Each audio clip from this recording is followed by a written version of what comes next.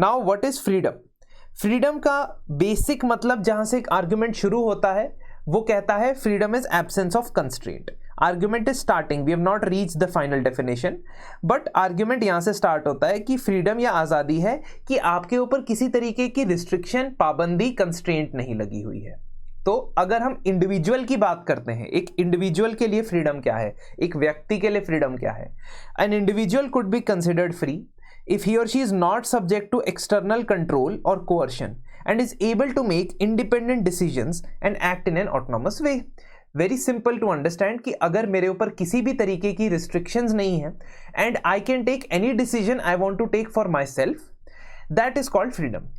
But हम कभी भी इंडिविजुअल को आइसोलेशन में लेके नहीं चल सकते, क्योंकि हमारी जो एग्जिस्टेंस है उसके आसपास एक बहुत सारे घेरे बने हुए हैं, बहुत सारे सर्कल्स बने हुए हैं. पहला सर्कल आपकी फैमिली का सर्कल है, दूसरा आपकी स्कूल और पीयर ग्रुप का सर्कल है, तीसरा कम्युनिटी का सर्कल है, चौथा आपके स्टेट या पॉलिटिकल एनवायरनमेंट का सर्कल है, पांचवा आपकी ग्लोबल सर्कल है. तो कहने का मतलब, इसके अलावा भी there can be multiple levels, but कहने का मतलब अगर मैं इंडिविजुअल को सिर्फ आइसोलेशन में देखूं और ये सोचूं कि उसे कुछ भी करने का अधिकार होना चाहिए, तो क्या ये फ्रीडम है? For example, does an individual have the right to take his or her own life?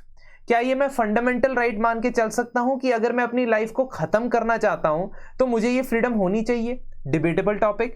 कई कंट्रीज के अंदर सुसाइड लीगल नहीं, सुसाइड जो है वो इलीगल है. इंडिया में भी कुछ समय तक इलीगल हुआ करता था, सुसाइड का अटेम्प्ट करना इलीगल हुआ करता था और उसके लिए पनिशमेंट आपको मिलती थी.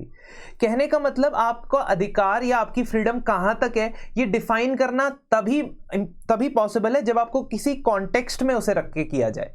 ऐसे एब्सोल्युटली मैं नहीं कह सकता कि आपको कुछ भी करने की आजादी होनी चाहिए. Now the second dimension of freedom is, दूसरा डायमेंशन क्या है? That it is about expanding the ability of people to freely express themselves and develop their potential. And इसी से हम बिल्ड करेंगे to the positive concept of liberty और positive concept of freedom, कि individual के पास ये आज़ादी हो कि वो अपनी मैक्सिमम पोटेंशियल को रीच कर सके, अपनी कैपेबिलिटीज को अचीव कर सके. अगर उस पे उसकी इन कैपेबिलिटीज के ऊपर कोई कंस्ट्रेंट या रिस्ट्रिक्शन लगाया जाता है तो उसे क्या कहा जाता है कि वो फ्रीडम के खिलाफ है. तो आप समझ रहे हैं, दो अप्रोचेस से हम सेम चीज की तरफ जा रहे हैं. स्वराज का जो कॉन्सेप्ट है, स्वराज का कॉन्सेप्ट है, जो सेल्फ रूल का कॉन्सेप्ट है, उसको भी फ्रीडम के साथ एसोसिएट किया जाता है. बट स्वराज का जो कॉन्सेप्ट है थोड़ा सा डिफरेंट है. कैसे? Rule of the self and rule over self, है ना. मतलब एक तो ये है कि एक तो हम रूल करेंगे. जब ये ब्रिटिश एरा के टाइम पे स्वराज का कॉन्सेप्ट डेवलप हुआ, एक तो रूल था कि हम रूल करेंगे और हम अपने ऊपर मतलब खुद हमारा कंट्रोल रहेगा. Now Swaraj is such an important concept कि आप बाल गंगाधर तिलक की स्टेटमेंट ये देखते हैं कि स्वराज उनका बर्थ राइट.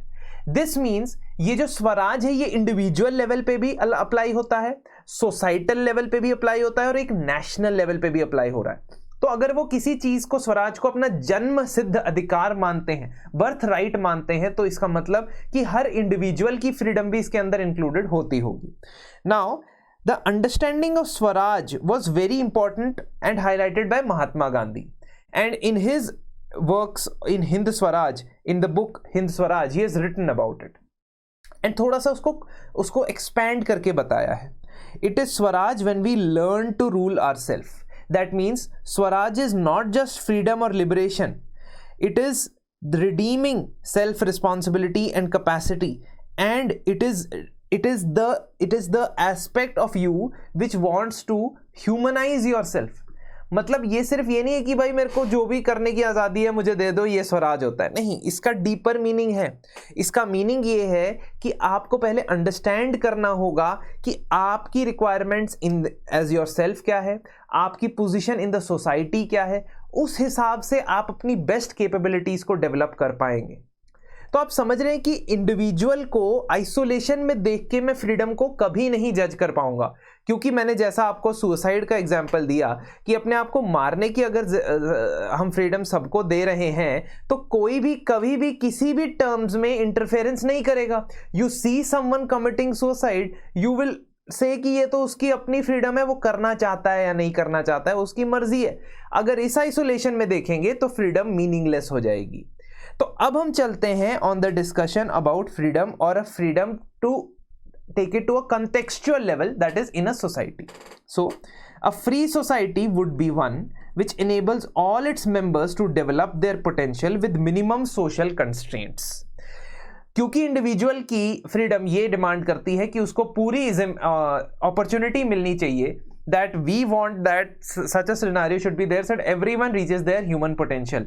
चाहे वो मैनुअल लेबर करने में अच्छा है, उसे करने देना चाहिए। अगर वो इंटेलिजेंट है बहुत, तो उसको वो सारी अपॉर्चुनिटीज अवेलेबल होनी चाहिए जिससे वो अपने आप को अपनी पोटेंशियल तक मैक्सिमम रेज कर सके। नाउ कोई भी इंडिविजुअल जो है वो ऐसा नहीं कह सकता या क्लेम कर सकता कि मेरे ऊपर कोई कंस्ट्रेंट या कोई रिस्ट्रिक्शन नहीं लगनी चाहिए। ठीक है, अब इसका मतलब क्या है? That we have accepted one thing, that there can never be absolute liberty to do anything. Now the next question will be what constraint can be put that is reasonable? कौन से constraint को हम allow कर सकते हैं, justify कर सकते हैं, और कौन सा constraint unjustified है ना? अब हमारा ये हमें क्वालिफाई करना पड़ेगा ना इस चीज को, कि हमने ये कह दिया कि कभी भी एब्सोल्यूट फ्रीडम नहीं मिल सकती। Absolute freedom to kill 3 people if I give 1 person, then उसकी फ्रीडम हो गई, लेकिन दूसरे बंदे की तो जान चली गई। तो इसका मतलब ये होगा कि there needs to be some qualification of constraint that we need to do. तो इसके लिए हमें समझना पड़ेगा कि इंडिविजुअल और सोसाइटी के बीच का रिश्ता क्या कहलाता है। मीन्स व्हाट इज द को relationship between the individual and the society or the group where we are seeing him as a relative। तो हमें ये एग्जामिन करना पड़ेगा इंडिविजुअल और सोसाइटी के बीच का रिलेशन। आर्गुमेंटेटिव किताबें होती है, जो भी पॉलिटिकल थ्योरी की किताबें होती हैं, और इनसे आपको बहुत बेसिक चीजें समझ आती हैं। अब we would need to determine which features are desirable and which are not। मतलब कौन सी कंस्ट्रेंट डिजायरेबल है, कौन सी कंस्ट्रेंट जस्टिफाइड है और कौन सी कंस्ट्रेंट जस्टिफाइड नहीं है, ये हमें एनालाइज करना पड़ेगा। ठीक है, तो अननेसेसरी और नेसेसरी कंस्ट्रेंट्स को हमें देखना पड़ेगा। तो अब हमें पता चल गया ये चीज that we have to do something about constraint, and constraint can be there. What is a reasonable constraint, what is not, that is what we are going to discuss here. तो to be free means to reduce और minimize social constraint, ये हमने देखा, तो ये हमारा negative dimension है। और आगे ये दोबारा आएगा कंसेप्ट, है ना, बार बार ये कंसेप्ट आता जाएगा कि हमें किसी तरीके की कंस्ट्रेंट नहीं होनी चाहिए, ये नेगेटिव कंसेप्शन है, और हमें पूरी तरह डेवलप होने की अपॉर्चुनिटी मिलनी चाहिए, ये पॉजिटिव कंसेप्शन है। ठीक है, तो ये बार बार ये बात कही गई है, बार बार ये बात कही गई है, जो हम पहले भी देख चुके हैं। नाउ कंस्ट्रेंट की लेजिटिमेसी को चेक करते हैं। आइए लेट अस सी कि जो आपकी फ्रीडम के ऊपर कंस्ट्रेंट लगता है कितना लेजिटिमेट है, कितना जायज है, कितना नाजायज। नाउ डोमिनेशन और एक्सटर्नल कंट्रोल्स क्या कर सकते हैं, किसी इंडिविजुअल की फ्रीडम को रिस्ट्रिक्ट कर सकते हैं। ये जो फ्रीडम हो सकती है, ये कैसे रिस्ट्रिक्ट हो सकती है? एक सोर्स है लॉज, कानून के थ्रू, मतलब लीगली आपकी फ्रीडम को रिस्ट्रिक्ट किया जाए। अब वो सही है या गलत, जस्टिफाइड है या अनजस्टिफाइड, वो उसका अगला कदम है, लेकिन लॉज जो है वो आपकी फ्रीडम को जो है रोक सकते हैं, कंस्ट्रेंट कर सकते हैं। जैसे अगर हम दक्षिण अफ्रीका की बात करें, साउथ अफ्रीका की बात करें, साउथ अफ्रीका में प्रॉपर बकायदा लॉज होते थे, कानून होते थे, जो ब्लैक्स को एक समय के बाद, 8 बजे के बाद, 9 बजे के बाद व्हाइट्स के एरिया के अंदर एंटर होने से मना करते थे या बॉर्डर क्रॉस करने से मना कर देते थे। These were laws. Now these were reasonable और not, that is definitely not reasonable, लेकिन कानून के थ्रू कंस्ट्रेंट तो लगाई गई, और यही चीज साउथ अफ्रीका में देखी गई। Now if you have a government that is inevitable, because ये कॉन्सेप्ट हम आगे भी पढ़ेंगे कि गवर्नमेंट का होना या स्टेट का होना तो इनएविटेबल है। क्यों? क्योंकि अगर हमने रेगुलेट करना है सोसाइटी को, हमने डिसाइड कर लिया है कि किसी ना किसी बंदे की फ्रीडम पे कुछ ना कुछ कंस्ट्रेंट लगाना है, तो वो कंस्ट्रेंट लगाने वाला अथॉरिटी कौन होनी चाहिए, that is also important.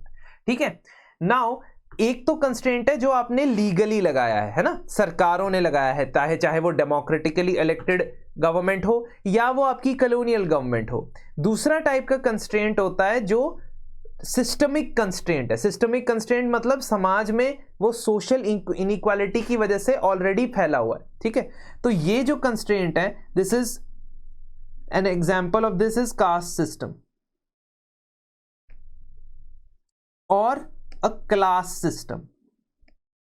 Class और कास्ट में क्या फर्क है? कास्ट जो है वो आपके बर्थ के टाइम पे डिसाइड हो रही है और आपका occupational status and ritual hierarchy decide कर दे रही है आपकी सोसाइटी के अंदर कि हिरार्की में आप कहाँ लाई करते हैं। Whereas class status although can be changed, वो चेंज हो सकता है, पर वो भी आपके मॉनेटरी वैल्यू या वेल्थ के हिसाब से डिसाइड हो जाता है कि आप अपर क्लास है, मिडिल क्लास है, लोअर क्लास है। अगर सोसाइटी में इस तरीके की इनइक्वालिटी या असमानता बनी हुई है तो वो आपके लिए कंस्ट्रेंट का काम कर सकती है। For example, in a rigid caste society if you live, then you are bound by the occupational division of labour.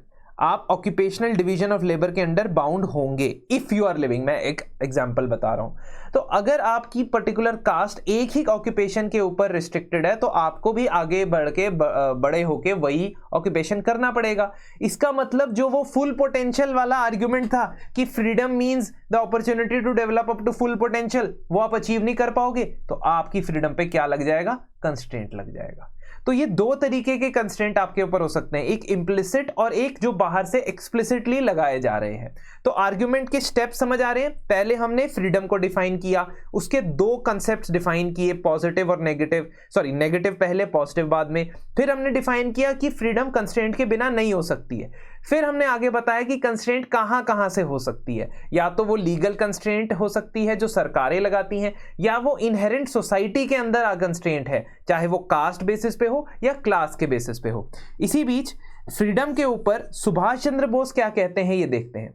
Subhash Chandra Bose का ये मानना है कि फ्रीडम जो होती है वो एक होलिस्टिक कंसेप्ट है। इसका मतलब फ्रीडम या आज़ादी सिर्फ इंडिविजुअल की नहीं है, वो सोसाइटी की है। वो रिच और पुअर दोनों को मिलनी चाहिए, वो मेन और विमेन दोनों को मिलनी चाहिए, वो इंडिविजुअल को भी मिलनी चाहिए और हर वर्ग के लोग को, हर क्लासेस के लोग को मिलनी चाहिए। तो उनका ये मानना है कि अगर आप सिर्फ कुछ चुनिंदा लोगों को आज़ादी दे दोगे, कुछ selected people get freedom, then what about the rest of the people? तो किसी भी बेसिस पे फ्रीडम का बंटवारा नहीं होना चाहिए। फॉर एग्जांपल, अगर कास्ट के बेसिस पे फ्रीडम का बंटवारा हो गया कि लोअर कास्ट को कम फ्रीडम मिलेगी, अपर कास्ट को हायर फ्रीडम मिलेगी, that according to Netaji is not freedom at all. So he means that अगर आप ब्रिटिशर्स छोड़ के भी चले जाते हैं, लेकिन उसके बाद we need to ensure that there is equal distribution of wealth, there is abolition of caste barriers, there is abolition of social inequality, there is destruction of the communal feeling and there should be destruction of religious intolerance। ये सुभाष चंद्र बोस ने 1929 में speech दी थी। तो आप समझ रहे हैं कि वो समझ रहे हैं कि ये यूटोपिया बना रहे हैं। यूटोपिया मतलब एक आइडियल वर्ल्ड जो शायद एग्जिस्ट ना करे, लेकिन जो हमारा प्रोसेस है फ्रीडम की तरफ शुड टारगेट दिस यूटोपिया, उसे इस यूटोपिया को ही टारगेट करना चाहिए। नाउ हमने बता दिया था, पहले ही एस्टैब्लिश कर दिया था कि हमें कंस्ट्रेंट्स की जरूरत पड़ेगी। There can never be a life which can not be without constraint. तो वो क्यों चाहिए कंस्ट्रेंट? क्योंकि हम अगर आसपास देखते हैं हमें पता लग जाएगा, सोशल मीडिया देखोगे पता लग जाएगा, there is people trying to hit each other, kill each other on the due to road rage, there is fighting over parking space, there is fighting over land, there is fighting over film should be screened or not, should be banned or not। इतनी सारी conflict society के अंदर है, तो इसलिए आप ये किसी को अनरिस्ट्रिक्टेड फ्रीडम तो कुछ भी करने की नहीं दे सकते हो, बिकॉज अनरिस्ट्रिक्टेड फ्रीडम दे दोगे तो कोई कुछ नहीं कर पाएगा। आप समझ रहे हो? If you give them unrestricted freedom, nobody will be able to do anything. तो एक प्रकार से आप फ्रीडम छीन रहे होगे if you give them unconstraint freedom. तो एक आइडियल फ्री सोसाइटी हमें बनानी पड़ेगी। अब वो कंस्ट्रेंट्स की बात करेंगे। एक आइडियल फ्री सोसाइटी के अंदर हमें अपने व्यूज होल्ड करने का अधिकार होना चाहिए, हमें अपने रूल्स ऑफ लिविंग और परस्यू करने का, चॉइसेस रखने का अधिकार होना चाहिए। But how do we decide that some particular constraint is there or not? और उससे हम हार्म प्रिंसिपल पे पहुंचेंगे, उससे हम हार्म प्रिंसिपल पे पहुंचने वाले हैं। Just wait a minute. हम ये देखते हैं कि हमें एक सोसाइटी के अंदर there will always be disagreements related to a lot of things, जैसा हमने ऊपर देखा। तो अब क्या करना है हमें ये देखना है कि if we are living in a society where we believe in a particular religious system, हम किसी religious system में बिलीव करते हैं, political system में बिलीव करते हैं, values में बिलीव करते हैं, और हमें दूसरा बंदा मिल जाता है हमारे सामने जो बिल्कुल उसके अपोजिंग वैल्यूज सिस्टम में बिलीव करता है, दूसरे अपोजिंग रिलीजियस सिस्टम में बिलीव करता है। अब उन सर्कमस्टांसेस में अगर मैं सारे के सारे अपने बिलीफ सिस्टम को फॉलो करूं और दूसरा भी अपने बिलीफ सिस्टम को फॉलो करे और वो आपस में कन्फ्लिक्ट हो जाए, तो इस चीज का कोई umpire, third umpire, monitor, regulator तो होना पड़ेगा, कोई ना कोई कंस्ट्रेंट तो लगानी पड़ेगी। इसलिए लीगल और पॉलिटिकल रिस्ट्रेंट्स लगने जायज है। Now so that one group does not coercively apply to other group। हमने श्रीलंका के बारे में पढ़ा था, याद है आपको? श्रीलंका के बारे में 10th स्टैंडर्ड की एनसीईआरटी में पढ़ा था। अब जो मेजॉरिटेरियन ग्रुप है वो एक ऑफिशियल लैंग्वेज बना रहा है एक सिंगल लैंग्वेज को, और बाकी लैंग्वेजेस को यूज ही नहीं होने दे रहा है। अब इस केस में, इस संदर्भ में आप क्या कर रहे हो? आपने अपनी फ्रीडम तो एक्सरसाइज कर ली, लेकिन दूसरे की फ्रीडम को बिल्कुल एक्सेप्ट नहीं किया। तो अब हमने ये देखना है कि कौन सी कंस्ट्रेंट जस्टिफाइड है। उसके लिए हम हार्म प्रिंसिपल पे जाएंगे। लिबरलिज्म के बारे में मैं आगे बात करूंगा, डोंट वरी, पहले मैं हार्म प्रिंसिपल के ऊपर आना चाहता हूं। John Stuart mill wrote an essay and that essay was known as on liberty। John Stuart मिल एक बहुत ही इंपॉर्टेंट पॉलिटिकल साइंटिस्ट है, थ्योरिस्ट है, और उन्होंने हार्म प्रिंसिपल को जन्म दिया। पहले तो देखते हैं कहना क्या चाहते हैं, और बड़ी सिंपल सी बात है लेकिन बड़ी ही इफेक्टिव बात इन्होंने कही है। The sole end for which mankind are warranted individually or collectively in interfering with the liberty of action of any of their number is self-protection।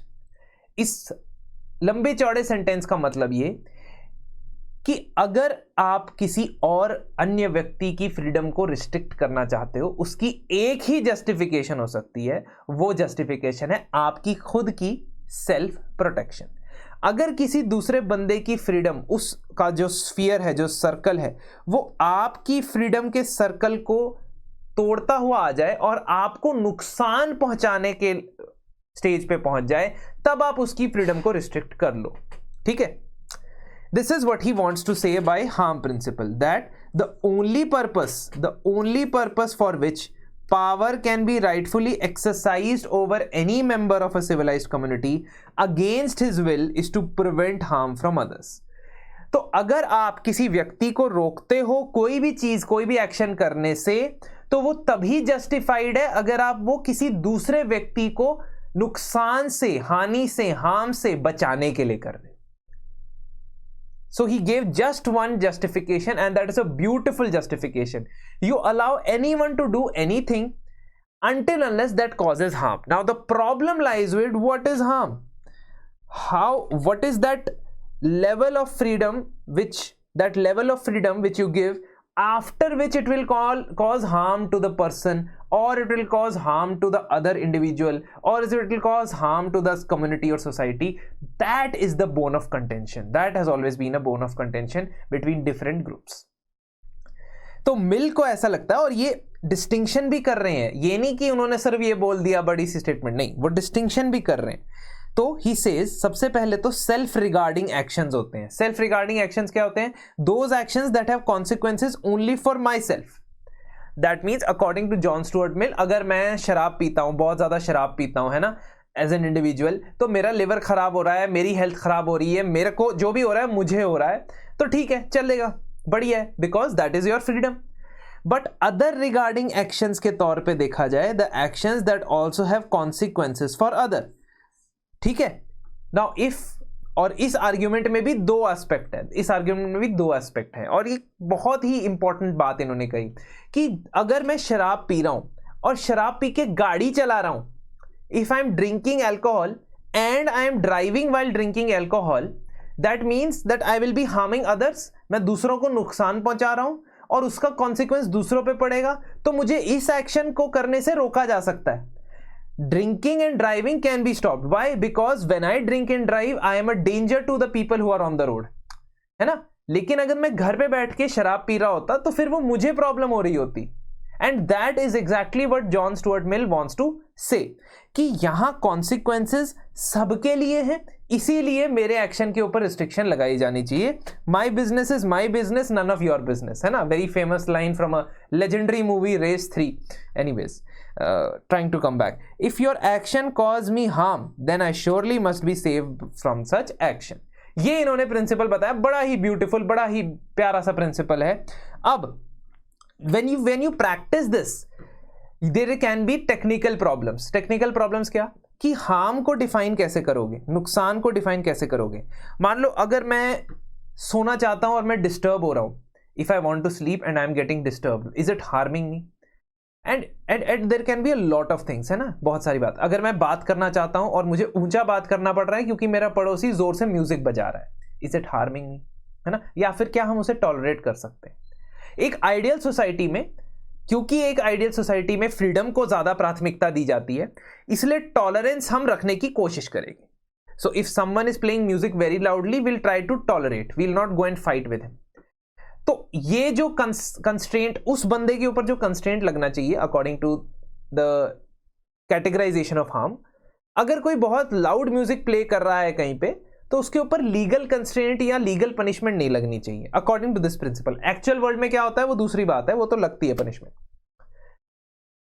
So if there is a lesser harm, अगर वो कम harm कर रही है चीजें या वो harm की category में नहीं डाल सकते हो, तो हमें उसके ऊपर सोशल सैंक्शन लगाने ठीक है. जैसे कि सोसाइटी से उसको निकाल दिया उस आदमी को, है ना, या उसको सोसाइटी के इवेंट्स में नहीं बुलाया वगैरह वगैरह, उस पर फाइन लगा दिया. बट उसके ऊपर पनिशमेंट लीगल नहीं होनी चाहिए कि जेल भेज दिया उसके लिए, है ना. सो दो चीजें देखनी है, एक तो प्रोपोर्शनैलिटी भी आपने देखनी है कि आप फ्रीडम को प्राथमिकता दोगे, जिसके लिए अगर सोसाइटी को थोड़ा बहुत टॉलरेट करना पड़े तो चलेगा, है ना.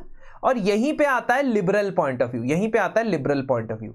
लिबरल पॉइंट ऑफ व्यू ये कहता है कि आपने टॉलरेंस रखनी है दूसरे के एक्शंस के प्रति.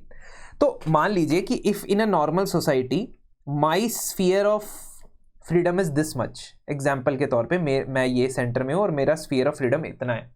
एक लिबरल सोसाइटी में मेरा स्फीयर ऑफ फ्रीडम इतना बड़ा हो जाएगा, तो मैं थोड़ी सी और चीजें कर पाऊंगा, and my margin for harming others will be increase if I am in a liberal society. ठीक है, ये थोड़ा सा फर्क आपने समझना है. तो लिबरल क्या करते हैं, लोगों के अधिकारों को एग्जीक्यूट करने, उनके एक्शंस को जस्टिफाई करते हैं और कहते हैं कि उनके पास ये आजादी है. फॉर एग्जाम्पल वोल्टेयर एक स्टेटमेंट देते हैं और आगे ये स्टेटमेंट आएगी, that I may not agree with your statement but I will